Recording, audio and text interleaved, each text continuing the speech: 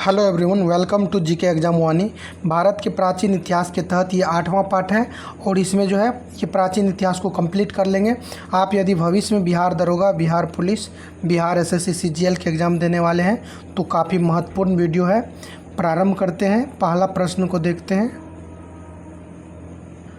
पहला प्रश्न है, यहाँ ज्ञान से शुरू होगा। इतिहासकार विसेंट आर्थर स्मिथ ने अपनी पुस्तक अर्ली हिस्ट्री ऑफ इंडिया में समुद्रगुप्त की वीरता एवं विजयों पर मुग्ध होकर उसे भारतीय नेपोलियन की संज्ञा दी थी। तो आपको ध्यान देना है, इतिहासकार है विसेंट आर्थर स्मिथ। अपनी पुस्तक अर्ली हिस्ट्री ऑफ इंडिया में समुद्रगुप्त की वीरता और विजयों पर मुग्ध होकर उसे भारत का नेपोलियन जो है ये संज्ञा दी। तो यहाँ पे ध्यान रखना है, अर्ली हिस्ट्री ऑफ इंडिया पुस्तक के लेखक कौन है तो Vincent Smith. Early history of India Vincent Smith. Takshashila विश्वविद्यालय कहाँ स्थित है? भारत में। वर्तमान में तक्षशिला पाकिस्तान में है। प्राचीन काल में जो है शिक्षा का केंद्र था और चाणक्य, चरक आदि ने यहीं से शिक्षा प्राप्त की थी। तो तक्षशिला विश्वविद्यालय कहाँ स्थित था, इसको ध्यान रखना है। तो था कहाँ? भारत में। और तत्कालीन भारत था, अभी वर्तमान में पाकिस्तान में है। किस राजा का अन्य नाम देवगुप्त था? किस राजा का अन्य नाम देवगुप्त था? तो चंद्रगुप्त द्वितीय का अन्य नाम था देवगुप्त। चंद्रगुप्त द्वितीय का अन्य नाम क्या था? देवगुप्त। अगला है, प्रथम गुप्त शासक जिसने परम भागवत की उपाधि धारण की तो वह है चंद्रगुप्त द्वितीय। प्रयाग प्रशस्ति किसके सैन्य अभियान के बारे में जानकारी देते हैं तो समुद्रगुप्त। गुप्त सम्राट जिसने हुनों को पराजित किया उनका नाम था स्कंदगुप्त। अगला है, शक विजेता किसे माना जाता है? चंद्रगुप्त द्वितीय को शक विजेता माना जाता है। रजत सिक्के जारी करने वाला प्रथम गुप्त शासक चंद्रगुप्त द्वितीय। रजत मतलब चांदी के सिक्के जारी करने वाले चंद्रगुप्त द्वितीय। अगला है, नगरों का क्रमिक पतन किस काल की एक महत्वपूर्ण विशेषता है? तो गुप्त काल में जो है नगरों का क्रमिक रूप से पतन हो गया था। किस गुप्त शासक ने सर्वप्रथम सिक्के जारी किए थे? तो सर्वप्रथम सिक्के जारी करने वाले हैं चंद्रगुप्त प्रथम। कौन सा राजवंश हुन्नों के आक्रमण से अत्यंत विचलित हुआ? तो गुप्त वंश जो है हुन्नों के आक्रमण से अत्यंत विचलित हुआ और गुप्त में भी स्कंदगुप्त जो है वो खास करके स्कंदगुप्त के समय में अधिक आक्रमण हुआ था। अगला है, अजंता गुफाओं के सरीखी जैसी गुफाएं मध्य प्रदेश में कहाँ है? तो बागधाड़ में है, बाघ की गुफा। गुप्त वंश ने किस अवधि में शासन किया था? तो 319 से लेकर के 500 ईस्वी के बीच। बाल विवाह की प्रथा आरंभ हुई है तो गुप्त काल से प्रारंभ हुई है बाल विवाह। और आपको ध्यान रखना है, जैसे कोई बाल विवाह करता है तो उसे गुप्त रूप से करना पड़ता है, तो गुप्त काल से ये प्रारंभ हुई है। यूरोपीय भाषा में अनुवादित प्रथम भारतीय ग्रंथ कौन सा है? कुमार संभवम। सती प्रथा का पहला उल्लेख कहाँ से मिलता है? तो एरन अभिलेख जो है भानुगुप्त के वहीं से मिलता है। मिहिर कुल का संबंध है हुनों से। गुप्त राजा जिसने विक्रमादित्य की पदवी धारण की चंद्रगुप्त द्वितीय। गुप्त काल में उत्तर भारतीय व्यापार किस पतन से संचालित होता था? तो उत्तर भारत का जो व्यापार है ये ताम्रलिप्ति पतन से संचालित होता था। गुप्त शासकों द्वारा जारी किए गए चांदी के सिक्के क्या कहलाते थे? तो रूपक कहलाते थे। किस गुप्त शासक को नालंदा विश्वविद्यालय का संस्थापक माना जाता है? तो कुमारगुप्त प्रथम को। पुंड्रवर्धन या भुक्ति अवस्थित थी उत्तर बंगाल में। पुंड्रवर्धन या भुक्ति, इसे प्रांत भी कहा जाता था, तो ये उत्तर बंगाल में अवस्थित था। वह प्रथम भारतीय विद्वान कौन था जिसने गणित को एक पृथक विषय के रूप में स्थापित किया था? तो ये आर्यभट्ट जो है गणित को पृथक विषय के रूप में स्थापित करने वाले। तांबा का सिक्का जारी करने वाला पहला गुप्त शासक तो रामगुप्त जो है तांबा के सिक्का जारी करने वाले प्रथम गुप्त शासक है। नेक्स्ट प्रश्न है, कालिदास की किस कृति की गिनती विश्व की 100 प्रसिद्ध साहित्यिक कृतियों में होती है? तो अभिज्ञान शाकुंतलम। वर्तमान में गणित में दशमलव प्रणाली का आविष्कार का श्रेय किस युग को जाता है? तो गुप्त युग को दशमलव का आविष्कार का श्रेय जाता है। गुप्त काल के सर्वाधिक लोकप्रिय देवता कौन है? तो गुप्त काल में विष्णु जो है लोकप्रिय देवता के रूप में प्रसिद्ध थे, भगवान विष्णु। मेहरौली दिल्ली स्थित लौह स्तंभ का निर्माण किस सदी में हुआ? तो चतुर्थ सदी में। मेहरौली दिल्ली में जो स्थित लौह स्तंभ है चतुर्थ सदी में। कुमार संभव महाकाव्य किस कवि ने लिखा? कालिदास। नालंदा विश्वविद्यालय का स्थापना गुप्त युग में की गई है। गुप्त युग में भू राजस्व की दर उपज का 6ठा भाग था। यहाँ से हम लोग देखेंगे गुप्तोत्तर काल, गुप्त उत्तर काल यानी गुप्त काल के बाद के काल पुष्यभूति वंश या वर्धन वंश। पुष्यभूति वंश की स्थापना किसने की? पुष्यभूति वर्धन। पुष्यभूति वंश का सबसे प्रतापी राजा कौन था? हर्षवर्धन। हर्षवर्धन जो है सबसे प्रतापी राजा थे। पुष्यभूति वर्धन संस्थापक है। हर्षवर्धन के समय में कौन सा चीनी तीर्थयात्री आया था? हेनसांग। अगला है चालुक्य राजा पुलकेशिन द्वितीय को किसने पराजित किया था? नरसिंह वर्मन प्रथम। पुलकेशिन द्वितीय को पराजित करने वाले हैं नरसिंह वर्मन प्रथम। किस व्यक्ति को द्वितीय अशोक कहते हैं? हर्षवर्धन को द्वितीय अशोक कहा जाता है। बाणभट्ट किस सम्राट के राजदरबारी कवि थे? हर्षवर्धन के समय में थे। हेनसांग भारत में लगभग कितने साल रहा? 14 साल तक। कुंभ मेला को प्रारंभ करने का श्रेय जो है किसको दिया जाता है? हर्षवर्धन को कुंभ मेला प्रारंभ करने का श्रेय दिया जाता है। और ये कुंभ मेला भारत में जो है 4 जगह लगता है, आप लोग जानते होंगे। एक प्रयागराज है जो मेरे करीब ही है, प्रयागराज हो गया। उसके बाद हो गया उज्जैन। प्रयागराज में मैं रहता हूँ, आपको ध्यान रखना है। ये आप मत सोचिए कि प्रयागराज में हूँ तो यूपी से हूँ, मैं कहाँ से हूँ ये तो कोई बात नहीं है, बस आप जानिए। तो ये जो है आपको कुंभ मेला 4 जगह लगता है। हर्षवर्धन जो है प्रारंभ किया है प्रयागराज में, नासिक में, उज्जैन में, हरिद्वार में। नर्मदा नदी पर सम्राट हर्ष के दक्षिणावर्त आक्रमण को कौन रोका था? पुलकेशिन द्वितीय। सम्राट हर्ष के दक्षिणावर्ती आक्रमण को रोकने वाले पुलकेशिन द्वितीय। चालुक्य शासक पुलकेशिन द्वितीय ने किस नदी किनारे हर्षवर्धन को परास्त किया? नर्मदा नदी। हर्ष के शासनकाल में उत्तर भारत का सबसे महत्वपूर्ण शहर कौन सा है? तो कन्नौज है। अगला है हर्ष की आत्मकथा किसने लिखी है? बाणभट्ट के द्वारा लिखी गई है। हर्षवर्धन अपनी धार्मिक सभा कहाँ किया करता था? प्रयाग में। वर्धन वंश की राजधानी थानेश्वर किस प्रदेश में स्थित है? हरियाणा में।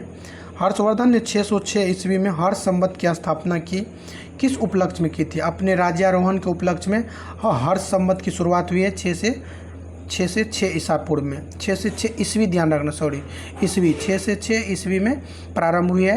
हेनसांग की भारत में यात्रा के समय सूती कपड़ों के उत्पादन के लिए सबसे प्रसिद्ध नगर कौन सा है? मथुरा। नेक्स्ट है कवि बाणभट्ट निवासी है। कवि बाणभट्ट जो है कहाँ के निवासी है? थानेश्वर के। तो आपको इस तरह से याद रखना है कि थाना में बांध दिया जाता है, तो बाणभट्ट जो है थानेश्वर के हैं। नागानंद का रचनाकार कौन है? हर्षवर्धन। सम्राट हर्षवर्धन ने 2 महान धार्मिक सम्मेलनों का आयोजन किया था, कन्नौज व प्रयागराज में। नागानंद रत्नावली एवं प्रियदर्शिका नाटकों के नाटककार हर्षवर्धन है। गुर्जरों को किस शासक ने पराजित किया?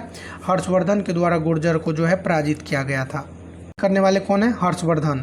आज भी भारत में हेनसांग को याद करने का मुख्य कारण क्या है? सियुकी की रचना। हेनसांग ने किसे शिलादित्य कहा? हर्षवर्धन को शिलादित्य कहा। हेनसांग जो है चीन से आया था, हर्षवर्धन को शिलादित्य कहा। गुप्त वंश के ह्रास के पश्चात उत्तर भारत में बड़े भाग का पुनर्गठन किसने किया था? हर्षवर्धन। बंगाल का कौन शासक हर्ष का समकालीन था? शशांक जो है हर्ष के समकालीन थे, जो बंगाल के शासक थे। अगला है वह अंतिम बौद्ध राजा कौन था जो संस्कृत का महान विद्वान और लेखक था? हर्षवर्धन। हर्षचरित के रचनाकार कौन है? तो बाणभट्ट। एक चालुक्य अभिलेख के तिथि अंकन में शक संवत वर्ष 556 दिया हुआ है, इसका तुल्य वर्ष है 634 ईस्वी। अगला है शक संवत का प्रचलन कुषाण वंशीय शासक कनिष्क ने 78 ईस्वी में किया था। यदि शक संवत में 556 अंकित है तो यह ईस्वी सन 556 में 78 ईस्वी जुड़ जाएगा, तो यह हो जाएगा 634। हर्ष के समय की रचनाएं, हर्ष के समय की सूचनाएं किसकी पुस्तक में निहित है? तो कल्हण की, जो राजतरणी है उसी में। सम्राट हर्ष ने अपनी राजधानी थानेश्वर कहाँ से स्थानांतरित किया था? कन्नौज से। अगला है उत्तर प्रदेश में स्थित वह स्थान जहां हर्षवर्धन ने बौद्ध महासम्मेलन का आयोजन किया था? प्रयाग। उत्तर प्रदेश में स्थान कौन सा है जहां हर्षवर्धन ने बौद्ध महासम्मेलन? प्रयाग। नेक्स्ट है नर्मदा नदी पर सम्राट हर्ष के दक्षिणावर्ती आक्रमण को रोका था पुलकेशिन द्वितीय। कोसई शब्द का प्रयोग किया जाता था रेशम के लिए, ध्यान रखना आपको। कोसई शब्द का जो प्रयोग होता है किस लिए होता था? रेशम के लिए। कोसई रेशम, कोसई रेशम। चीनी लेखक भारत का उल्लेख किस नाम से करते हैं? यिनतू, यानी चीनी लेखक जो हैं भारत को इनतू कहते हैं। चीनी लेखक भारत को क्या कहते हैं? इंतु नालंदा विश्वविद्यालय के विनाश का कारण क्या है? मुसलमान। गुप्तोत्तर युग में प्रमुख व्यापारिक केंद्र है कन्नौज। आदि शंकर जो बाद में शंकराचार्य बने, उनका जन्म हुआ था केरल में। आदि शंकराचार्य द्वारा स्थापित 4 मठ जो हैं कहाँ कहाँ है? जोशी मठ है, द्वारका मठ है, पुरी है और श्रृंगेरी मठ है। श्रृंगेरी, द्वारका जो है आपको गुजरात में, पुरी उड़ीसा में, जोशी मठ उत्तराखंड में है और श्रृंगेरी कहाँ पे है आप कमेंट करके बताइए। चलिए अब जो है यहाँ से हम लोग देखेंगे प्राचीन भारत का जो है विविध, इसको देखेंगे, इसके बाद ये कंप्लीट हो जाएगा। किस विदेशी यात्री ने भारत का दौरा सबसे पहले किया था? मेगास्थनीज। सबसे पहले यह भारत का दौरा करने वाले मेगास्थनीज है, आपको ये ध्यान रखना है। शून्य की खोज किसने किया? आर्यभट्ट। महापाषाण संस्कृति 1500 ईसा पूर्व से 1000 ईसा पूर्व हमें दक्षिण भारत के उस ऐतिहासिक युग से परिचित कराती है जब महापाषाण काल में उपयोग में लाए जाते थे बड़े पत्थरों से घेरी गई समाधियाँ, कब्र। अगला है किस पुस्तक का 15 भारतीय और 40 विदेशी भाषाओं में अनुवाद किया गया है? पंचतंत्र, और इसको लिखने वाले हैं विष्णु शर्मा। न्यूमिस्मेटिक्स जो है किसका अध्ययन है? ये सिक्कों का व धातुओं का अध्ययन है। हितोपदेश के लेखक नारायण पंडित है। नाट्यशास्त्र की रचना किसने की है? भरत मुनि। इतिहास के पिता द फादर ऑफ हिस्ट्री की पदवी हेरोडोटस को दिया गया है। प्राचीन नगर तक्षशिला किसके बीच है? सिंधु व झेलम के बीच स्थित है तक्षशिला। नेक्स्ट है वह अंग्रेज कौन था जिसने सर्वप्रथम भगवत गीता का अंग्रेजी में अनुवाद किया? तो चार्ल्स विल्किंसन जो है भगवत गीता का अंग्रेजी में अनुवाद करने वाले प्रथम अंग्रेज थे चार्ल्स विल्किंसन। पुरापाषाण काल में आदि मानव के मनोरंजन के साधन थे शिकार। किसको चालकोलिथिक एज कहते हैं? ताम्रपाषाण युग को। स्वप्न वास्तवता के लेखक कौन है? भास। नालंदा विश्वविद्यालय किस लिए विश्व प्रसिद्ध था? तर्क शास्त्र के लिए। तो नालंदा विश्वविद्यालय में जो है तर्क वितर्क ज़्यादा होता था, तो तर्क शास्त्र के लिए जो है विश्व में प्रसिद्ध है। अगला है उस स्रोत का नाम बतलाए जो प्राचीन भारत के व्यापारिक मार्गों पर मौन है। तो ये है मिलिंद पनो। उस स्रोत का नाम बतलाए जो प्राचीन भारत के व्यापारिक मार्गों पर मौन है, मिलिंद पनो। आधुनिक मानव के हाल का पूर्वज है क्रो मैग्नन मानव। ईसा की प्रारंभिक सदियों में भारत तथा रोम के बीच घनिष्ठ व्यापारिक संबंधों की सूचना किस पुरास्थल की खुदाई से प्राप्त हुआ है? अरिका मेडू। आपको ध्यान रखना है भारत और रोम के बीच जो घनिष्ठ व्यापारिक संबंध था, इसका जो है साक्ष्य मिला अरिका मेडू की खुदाई से। अगला है आधुनिक देवनागरी लिपि का प्राचीनतम रूप क्या है? तो आधुनिक जो देवनागरी लिपि है तो उसका प्राचीनतम रूप है ब्राह्मणी। अभी यानी कहने का मतलब ये है कि अभी जो हम लोग देवनागरी लिपि देख रहे हैं, पहले यही लिपि था ब्राह्मणी लिपि। मानव द्वारा सर्वप्रथम प्रयुक्त अनाज था चावल, जो है पहली बार प्रयोग किया गया था। काव्य शैली का प्राचीनतम नमूना किसके अभिलेख में मिलता है? रुद्रदामन। कौन सा बंदरगाह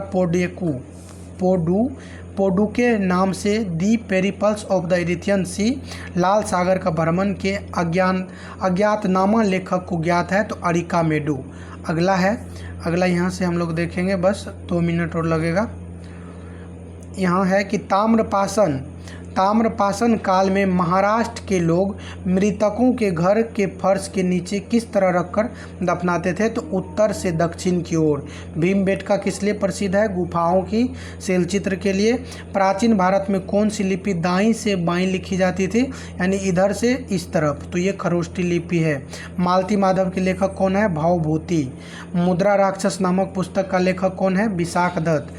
किस वंश के राजाओं ने खजुराहो स्थित मंदिरों का निर्माण करवाया था? तो चंदेल जो है खजुराहो मंदिर का निर्माण करवाया। आबू का जैन मंदिर किसने बनवाया? किससे बना है? आबू का जैन मंदिर जो है किससे बना हुआ है? संगमरमर से। एलिफेंटा की गुफाएं मुख्यतः किस धर्म के मतावलंबियों के उपयोग के लिए काटकर बनाई गई थी? तो शैव धर्म के लिए एलिफेंटा गुफाएं बनाई गई थी।